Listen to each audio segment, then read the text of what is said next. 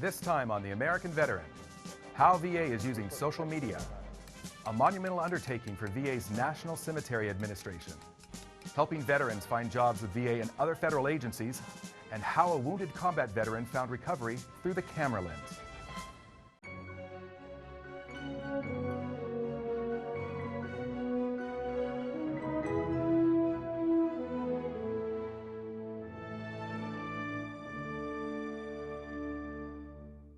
Welcome to The American Veteran, a public affairs program produced by the Department of Veterans Affairs. Hello, I'm Christina Cangelosi, one of your hosts this month.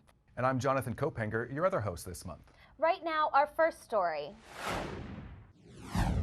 VA's outreach mission is focused on getting the right information to the right veteran at the right time. And today, one of the best ways to accomplish that mission is through online communications, including social media. VA's National Online Communications team is using cutting-edge media tools to better serve the American veteran. And in the process, it is breaking with communication habits of the past. My name is Brandon Friedman, and I'm the Director of Online Communications for the Department of Veterans Affairs. What was this conflict? Our role is to leverage digital media to get the right information to the right veteran at the right time, and that includes using all the new and social media tools that we have at our disposal. For the Office of Online Communications, we use Facebook, Twitter, Flickr, YouTube, and then we have the main blog called Vantage Point.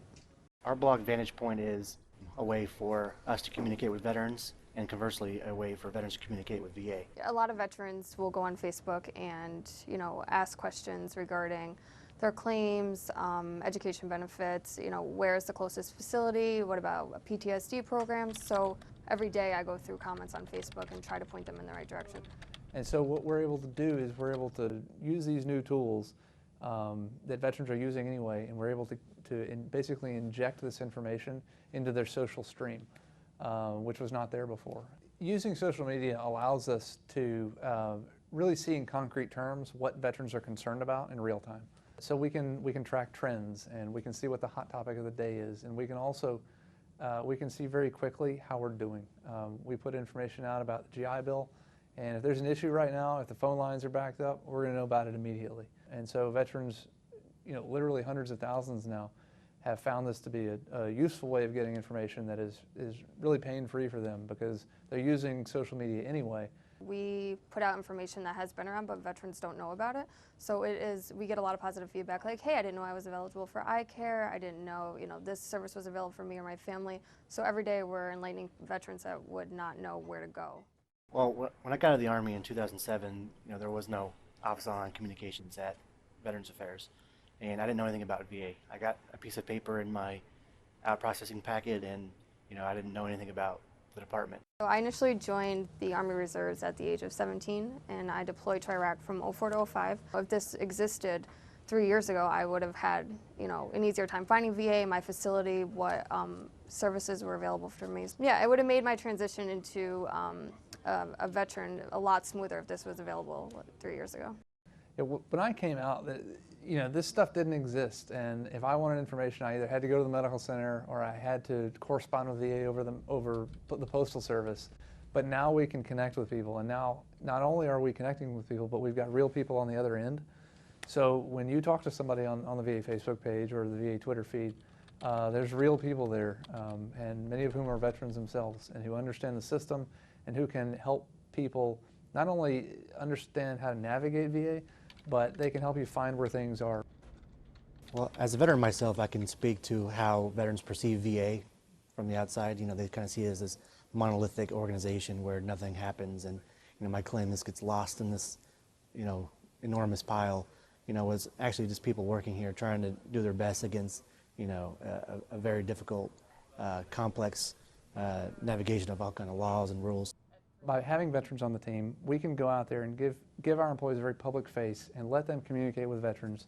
And by engaging that way, veterans get a better sense of the department, and they see that the department is not only listening to them, but can also be responsive, and it gives them someone to relate to. And we think that's really important, and we're glad to be able to provide that. All 152 VA medical centers are now actively represented on Facebook, the world's largest social networking site. In addition, VA now has 64 Twitter feeds, a YouTube channel, a Flickr page, and the Vantage Point blog. In February 2011, VA launched a toll-free national VA caregiver support line. Since then, more than 25,000 calls and email queries have been received. The support line provides guidance to the spouses and loved ones who provide daily assistance to the veterans who serve this nation. And in recent months, VA Caregiver Support Services has also rolled out enhanced benefits that you may qualify for.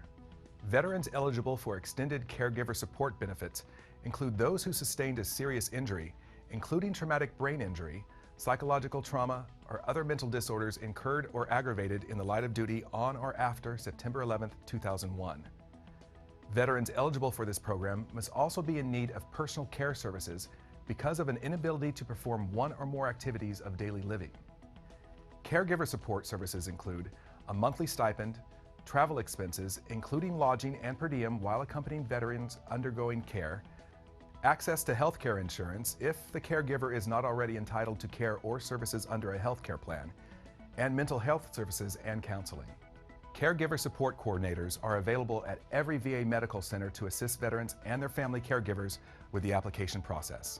To find your local caregiver support coordinator, visit VA's caregiver support website at www.caregiver.va.gov or call VA's National Caregiver Support Line at 1-855-260-3274. VA is now accepting applications for these services. When we come back, how VA is helping veterans find employment.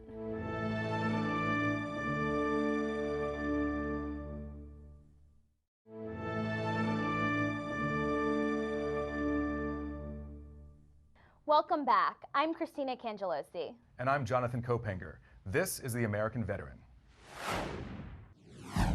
VA and the Department of Defense have joined forces to help eligible veterans and service members find easier access to their health records.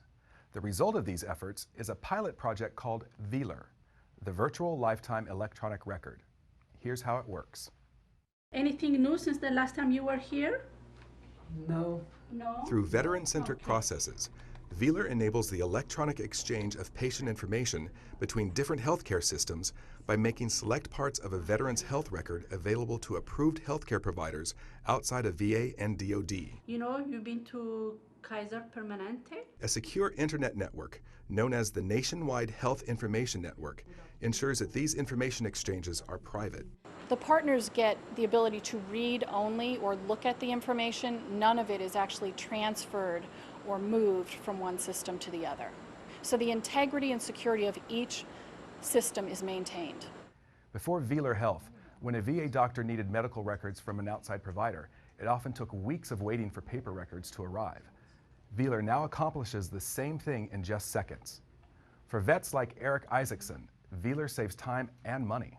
Usually, if you need to get your medical records from a doctor or a facility, they usually charge a fee for those records. I can use this lab result?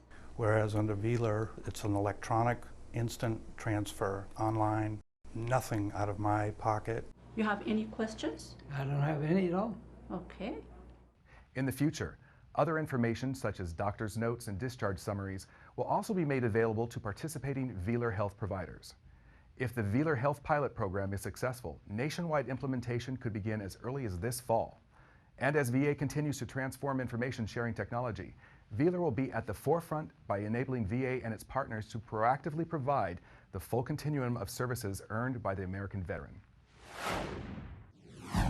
VA's National Cemetery Administration, or NCA, honors the service and sacrifice of our nation's veterans by maintaining burial grounds, monuments, grave headstones, and markers at sites across the United States. Our next story involves the conservation and reproduction of a remarkable memorial object that is also the oldest surviving Civil War monument. On December 17, 1861, a Confederate force of 1,350 men descended on Rollins Station near the tiny town of Mudfordville, Kentucky. Standing in their way was a detachment of 500 men from the Union's 32nd Indiana Infantry Regiment, led by Lieutenant Colonel Henry von Trebra. Greatly outnumbered, they miraculously stood their ground against the attacking forces. Their victory ensured the continued movement of Union troops and supplies along the Louisville and Nashville Railroad line. But more than a dozen Union soldiers were killed during the battle. One of the survivors, Private August Bludner, spent the next 6 weeks, while still in the field during the brutal winter of 1862, hand-carving this monument in their honor. He was not a sculptor who was paid a huge commission to build this amazing thing. He was some guy who served in the regiment and was very much moved by the death of his friends. This is the nation's oldest known Civil War monument. So that's why there was so much focus put on it. That's why there's been so much interest in this particular monument. Bludner inscribed the monument in German because his regiment was composed entirely of German immigrants, men who came to the U.S. following the revolutions of 1848 in Germany. And they're immediately taking up the cause and saying, wow, this is it all over again. We're going to fight for this again, and this time, instead of having to leave, we're going to win and make this work because we're in a new country. But the soft limestone Bludner carved was no match for time and the elements. Over the course of 140 years, it started to weather heavily. So 3 years ago, VA's National Cemetery Administration relocated the 32nd Indiana Infantry Monument to have it conserved. Parts of the front of the monument started to flake off, and it was in quite poor shape. The loss of the stone could not be reversed, but NCA did not want to have any further inscription and all it symbolized just wear away. For the first time, NCA commissioned a replacement monument. It's a unique piece of artistic expression that's one man's vision. For this challenging task, NCA chose the same team that inscribed the text on the Martin Luther King and the World War II memorials, the John Stevens Shop, headed by master stone carver Nick Benson. The colonial carvers designed their own lettering and their own ornamental work. They made absolutely beautiful, unified pieces of design. Both Benson and the NCA agreed that fidelity to the character of the original monument was paramount. That meant producing it by hand using a mallet and chisel, just as Bludner had done nearly a century and a half earlier. Bludner designed all of this inscriptional work himself, and so what I did is I took a brush and I brushed out all of this calligraphic form by hand, and so I got a lot of the sensitivity that he was able to get in this hand-drawn letter form. The Bludner is my interpreting what the original stone, the lettering on that stone was, and how to sort of evoke as much of that incredible character that he got out of carving the original piece. 6 months and thousands of chisel clicks later, the new 32nd Indiana Infantry Monument was finally complete. There you see it in all of its glory. In September 2011, the die and base, weighing 2 tons, were installed in the original monument's place at Cave Hill National Cemetery. Line up your side, Josh. A faithful successor with one slight improvement. On the back of the new monument, there is a carved translation in English, so visitors today can come and read about the soldiers who fell in the battle. On December 16, 2011, the new 32nd Indiana Infantry Monument was dedicated. This event included VA Undersecretary for Memorial Affairs Steve L. Murrow, state officials, a representative of the Republic of Germany, descendants of German-American Civil War troops, taps, and a rifle salute by Civil War-era reenactors. The Civil War Monument Conservation and Replacement Project has been a partnership among NCA and VA's Historic Preservation Office, the Kentucky Heritage Council, the Fraser History Museum, and the German American community in Louisville. Today you can visit the replacement monument at Cave Hill National Cemetery and see the original at the Fraser History Museum in Louisville. Are you a veteran in need of a job? Then you should know about VA for Vets, a service that facilitates the hiring of veteran employees at VA and other federal agencies. VA for Vets offers career search tools, career development services, coaching, and reintegration support for military service members. Good morning, VA for Vets. This is Richard. How may I help you? VA for Vets is a new program for the Department of Veterans Affairs. Telephone coaching services are available Monday through Friday from 8 a.m. to 8 p.m. Eastern Standard Time. Good morning. How are you? Fine. How's it going? Great, outstanding. The career coaches that we have on our staff are certified, experienced career coaches that help our veterans understand what career they can move towards, and they help them with the whole federal hiring process. The VA for Vets website includes a military service translator and also lists career fairs around the country. I've spoken to service member and veterans at career fairs, and I've gotten an opportunity to introduce the program, tell them about our services. According to Secretary Shinseki, veterans bring special skills to the workplace. They're very agile, they're creative, they're hardworking, they're greatly disciplined, just the kind of skills a workforce is looking for. VA for Vets will help veterans translate and market their military skills and experience into language that civilian employers can understand and leverage. Prior to using the VA for Vets website and the system, I was floundering a little bit. VA for Vets was not only helpful to me, but the most phenomenal experience I've had in a while. It boosted my confidence. The job fair was intense but very exciting. I was fortunate enough to actually get an offer that day. VA employees urge veterans to use the VA for Vets website. Use it. Use it. It is there for you. And the tools on this site are unbelievable. I mean, between the military skills translator to understand what exactly, they're looking for in the civilian market. We're very proud of our website because it was designed with veterans, service members, HR professionals, and supervisors. It's a very intuitive website. Visit vaforvets.va.gov, or to speak to a coach, please call 1-855-VA-4VETS.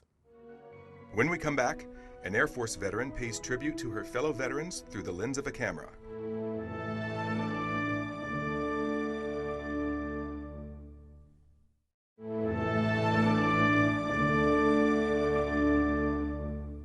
Welcome back. I'm Jonathan Kopenger, and this is The American Veteran. In Charleston, South Carolina, one local veteran has found a path to recovery by producing a photographic exhibit at the medical center that cared for her. Called Every Face a Story, the exhibit offers patients, visitors, and VA staff an inspiring reminder of the service of individual veterans faced with extraordinary circumstances. I don't know, but you may have a smile in there, right? Somewhere? The Veterans Portrait Project started for me as a way to prove to myself that I was worthy of something still. We're going to take a couple, so bear with me here. As a combat photographer, I was a photographer to document them, but inherently I became part of the story too. So I tried to kind of show or convey my emotions through my pictures too, in some way by use of light or shadows or any sort of emotion I could. It was one night, we were out with a unit and an improvised explosive device went off and pretty much destroyed the striker in front of us, and we were ambushed. Stacy earned a Bronze Star for heroic action under fire, but she also sustained serious injuries that abruptly halted her military career. It was a really painful time, and I did not want to admit defeat because I had been fighting my whole career, literally and figuratively. I really relied on, during my recovery, keeping busy and showing myself that because the military said I couldn't do photography for them anymore did not mean I could not do it for myself. It was during her recovery at the VA hospital that Stacy was suddenly hit with an idea. I was sitting there for many hours waiting for my appointments and talking and speaking with many of the other veterans. Just hearing their stories, a little bit about them and their time in service. And I thought, well, maybe I could start bringing my camera and making portraits of them. Can I make your picture today? And over the course of the year, I ended up getting about 300 portraits. I'm gonna fix you up, okay? Your bow tie up just a hair. Tilt your forehead that way just a hair, good. And I want you to look right here on the top of the camera. You like it? That's how it kind of flourished from there. I got to meet a lot of veterans with some extraordinary stories. Some like this gentleman, Mickey Dorsey, who was part of the liberation of a concentration camp. Somebody like Maria, who's been to Afghanistan and Iraq. Or somebody like Joe, who's a Vietnam vet. And I thought, if I can't be a combat photographer, then maybe I can at least share their stories because they're so extraordinary. I mean, I still kind of like to think of it as each individual portrait being a tribute to each singular person and not just veterans at large. I went up to have the picture made, and initially I wasn't really sure what would become of that. And then later, when they were posting the pictures on the wall, it dawned on me that, wow, you know, this is going to be a permanent exhibit. I'm there with a whole bunch of people that have with backgrounds from all sorts of walks of life that have served their country and served here at the VA. I think the faces of veterans are changing. We associate veterans with maybe our grandfathers from Korea or even our fathers and uncles from Vietnam, but I think of the military as sort of a slice of America at large with so many cultures and so much diversity, and that's what I really wanted to share with everybody. Now you have a beautiful smile. I want to get that going on. There we go. That's beautiful. Good. If I have one message is to never focus on the things that people tell you can't do, but rather the ones you still can accomplish. I like that one, actually. It's really cute. Yeah, that's nice.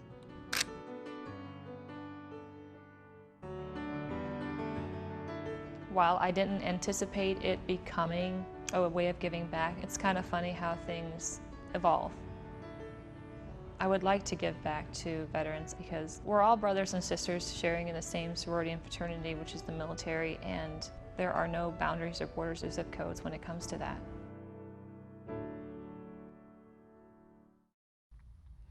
Stacy is one of only 2 women to win the National Press Photographer Association's Military Photographer of the Year award, and the only woman to receive it twice. And she is already busy photographing veterans in Savannah, Georgia for a new VA clinic there.